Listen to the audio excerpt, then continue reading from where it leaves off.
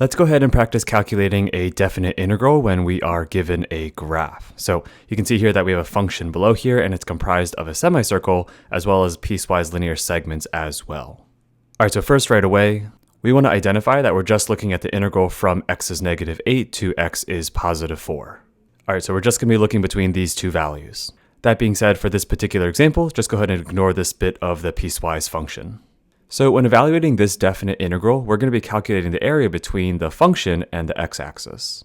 Just looking at this one part of the function first, notice how we have a triangular area. Then if you take a look at this part of the function, notice how we have another triangular area, but this time it's underneath the x-axis.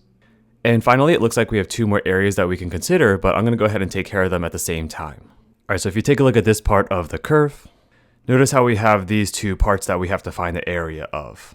So let's go ahead and split up this integral into some smaller integrals. All right, so here we see this is going to be x equals -7. X is going to be equal to -6 here. And I think that's all the parts that we're going to need to deal with here. So let's go ahead and just take this integral and split it up into 3 smaller integrals and write it like this.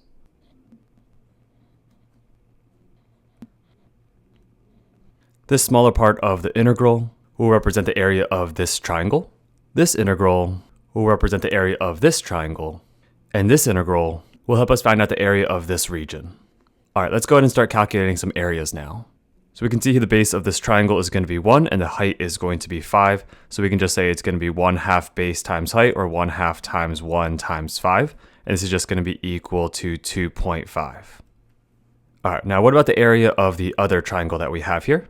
That's going to be represented by this integral right over here. Now notice how we have the same base, and actually we have the same height as well. So it's just going to be the same area, except be careful here. It's going to be a negative value here. So since the area of this triangle is beneath the x-axis, we're just going to say it's going to be equal to -2.5. All right, so now for the tricky part. For this one, we have to take a look at this purple region. And so to find the area of this region, we have to take a look at 2 different shapes here. First, notice that we have a bigger rectangle here, and this rectangle is going to have a length of 10, and it's also going to have a width here of 5.